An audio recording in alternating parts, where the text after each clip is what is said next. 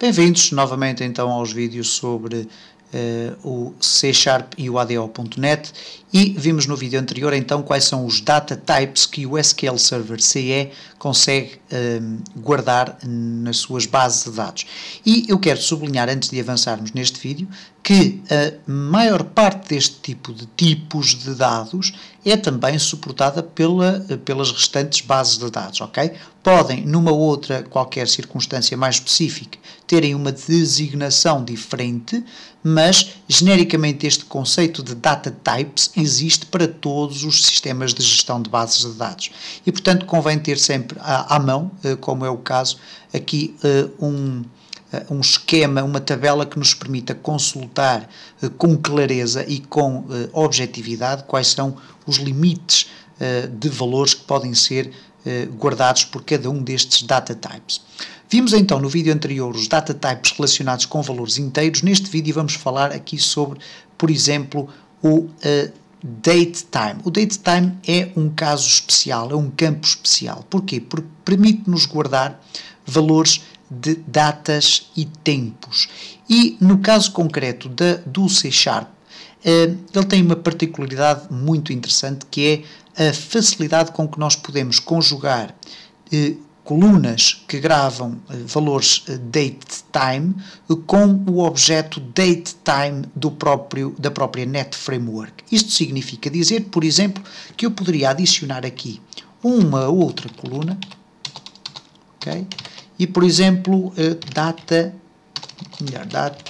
nascimento, ok? E a seguir à frente, eu aqui estou a colocar espaços, mas bastaria colocar apenas um espaço. Eu posso definir date time, ok?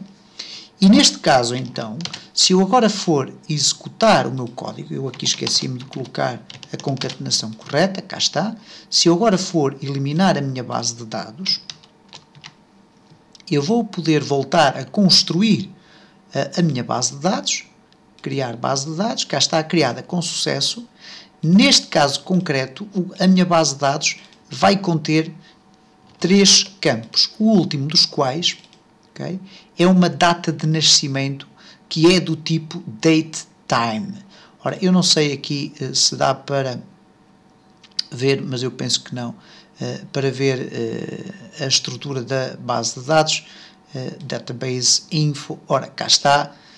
Aqui temos então a nossa tabela, amigos, que contém estas colunas, nome, idade e data de nascimento. Cá está o tipo de valores nvarchar, que já vamos falar no que é, o tinyInt, que foi o valor então que definimos, e o datetime, ok? Depois há aqui um conjunto de outros aspectos que nós vamos também ainda referir, este 100, já vamos falar sobre ele, e depois o isNullable, ok?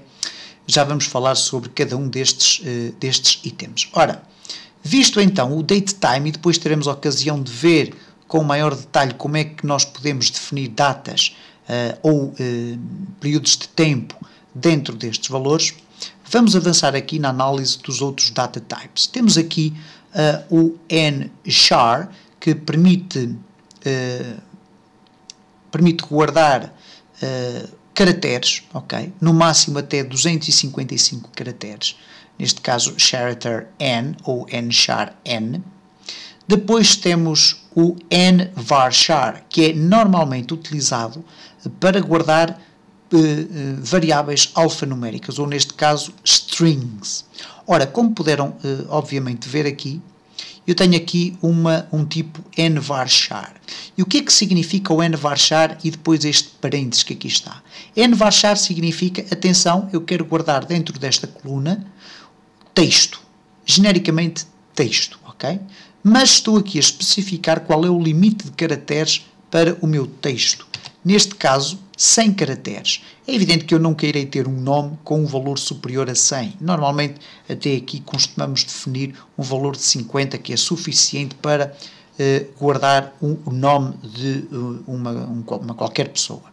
No entanto, o que acontece é preciso ter muito cuidado com a utilização do nvarchar e na definição da quantidade de caracteres que ele pode albergar. Porquê? Porque se nós tentarmos, durante a execução do nosso programa, tentar injetar dentro da tabela amigos um nome cujo número de caracteres exceda os 50, automaticamente vai ser gerado um erro, ok?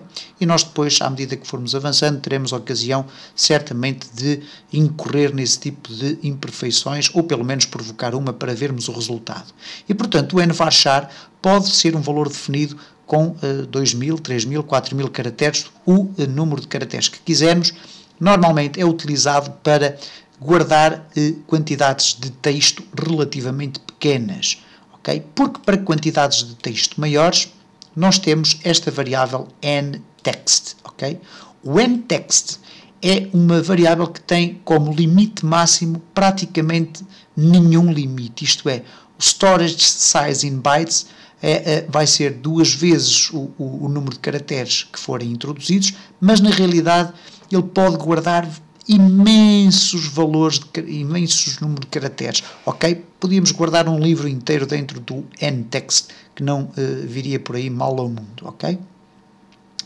Temos ainda aqui depois o binary, var binary, image, a possibilidade de nós podermos guardar imagens dentro da nossa base de dados, algo que depois iremos procurar ver, embora não seja, eu pessoalmente não sou muito adepto da utilização desse tipo de metodologia, gosto de guardar as minhas imagens fora da base de dados, e depois há aqui uma série de outros aspectos que nós nem sequer vamos focar, que são muito particulares aqui para o SQL Server CE.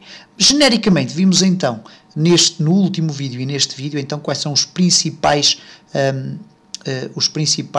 data types que são utilizados na criação de base de dados. E neste caso, quando criamos uma base de dados, nunca esquecer que temos que definir sempre o nome da coluna, seguido do tipo de valor que essa coluna pode guardar.